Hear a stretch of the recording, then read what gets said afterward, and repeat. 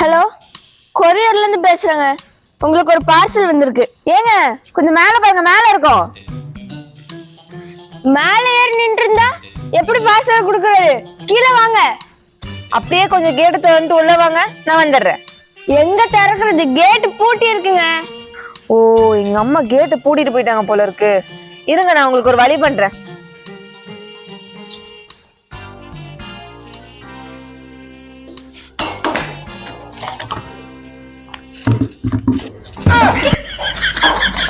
தூக்குங்க இப்போ.